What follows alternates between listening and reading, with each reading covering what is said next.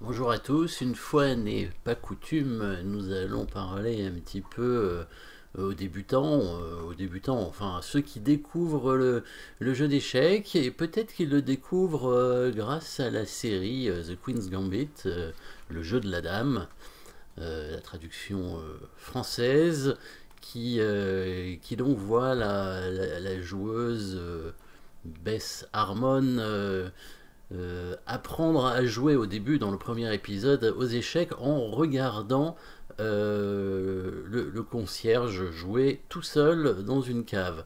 Alors, cette histoire de jouer, d'apprendre à jouer en regardant, ça arrive à beaucoup, ça arrivait assez souvent. Hein. Moi, c'est comme ça que j'ai appris en fait. Hein.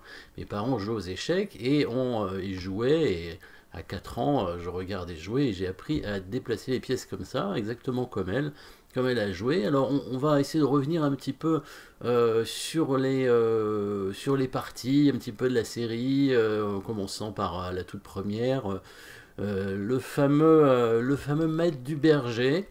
Alors pourquoi ça s'appelle comme ça, j'en ai aucune idée, mais en anglais c'est The Scholar's Mate, donc si vous voyez la, la série en version originale, donc j'ai appris que c'était donc le maître de l'écolier en anglais, ça porte différents noms aussi. Donc bon, pourquoi le joueur concierge hein, qui joue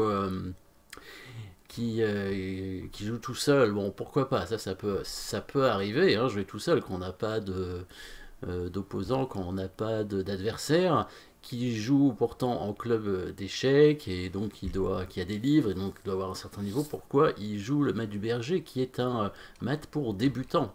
Quelque chose qu'il faut absolument pas faire normalement. Donc le premier coup E4, pas de souci. Hein, ça c'est un bon coup. Le pion de roi qui avance de 2 cases directement au centre de l'échiquier. Réponse symétrique, très bien aussi. Parfait pour les noirs. Le fou qui se développe en C4, alors c'est ce qu'on appelle le début du fou normalement, hein, donc là il n'y a pas de problème aussi, même si c'est pas forcément le meilleur coup, on pourrait préférer le coup cavalier en F3, hein, on préfère développer les cavaliers avant les fous, hein, bien entendu, vers le centre. Donc pourquoi pas le fou en C4, c'est joué par des grands maîtres, il n'y a pas de souci, c'est un bon coup. Cavalier C6, bonne réponse de la petite fille à ce moment-là, qui joue donc sa première partie d'échecs vraiment hein, sur un échiquier.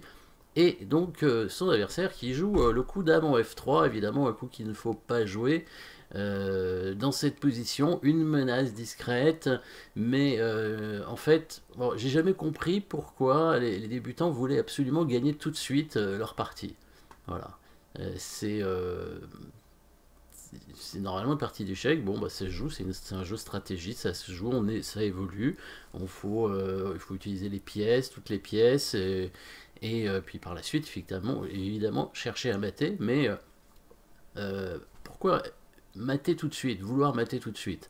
Alors, en tout cas, voilà, c'est quelque chose qu'il ne faut pas faire, bien entendu. Ça peut marcher une fois, là, ça a marché parce que bon, bah, c'était une joueuse débutante, évidemment, à ce moment-là, elle a joué donc le coup ici, cavalier D4, pour elle-même faire une attaque. Hein. C'était d'ailleurs pas une si mauvaise idée, hein, attaquant à la fois la dame et le pion ici en C2 pour faire une fourchette. Et bien entendu, le mat, hein, le mat du berger ici, avec la dame qui prend le pion, défendu par le fou. Hein. On remarque évidemment que le pion en F7 hein, est le pion le moins bien protégé au départ hein, par les noirs, enfin les joueurs en général, hein, puisque la position de toute façon est symétrique, donc que ce soit le pion F7 ou le pion F2, mais étant donné que les blancs ont l'initiative de jouer en premier, c'est eux qui peuvent l'attaquer en premier, et donc menacer ce mat. Alors pourquoi ce n'est pas bon d'essayer de faire échec et mat aussi vite? Parce que on va sortir la dame très rapidement pour menacer mat, et ça c'est pas du tout conseillé parce que la dame c'est la pièce la plus forte et cette pièce risque de se faire attaquer, et donc on va devoir la reculer pour ne pas la perdre tout simplement. Hein. Donc par exemple ici, alors évidemment il faut que les noirs parent d'abord la menace, hein, ils peuvent très bien parer la menace en sortant leur cavalier ici, hein, ce qui est un coup de développement, c'est très bon, puisque donc la dame du coup est bloquée, hein, elle n'a plus d'attaque sur le pion, et par la suite, hein, effectivement, le coup qu'elle a essayé de jouer peut-être un peu trop vite, le coup de cavalier en D4 pourrait être un bon coup. Voilà, si vous savez hein, pourquoi le maître du berger s'appelle ainsi, bah, ça peut être intéressant hein, de le mettre en commentaire. Je sais que le maître du berger s'appelle aussi dans d'autres pays comme cela, le maître de l'écolier parfois dans certains pays, donc, comme en Angleterre, aux États-Unis, donc le titre c'est Scholar's Mate, donc on peut l'appeler autrement, je crois, différentes façons d'appeler ce mat, qui est donc un mat à ne pas faire, hein, qui n'est pas recommandé, même si évidemment hein, ça peut arriver en partie.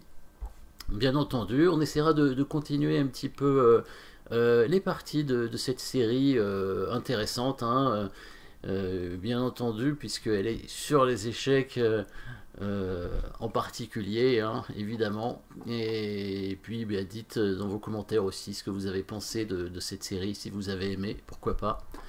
Ben, merci d'avoir suivi cette petite vidéo spéciale, et puis à très bientôt.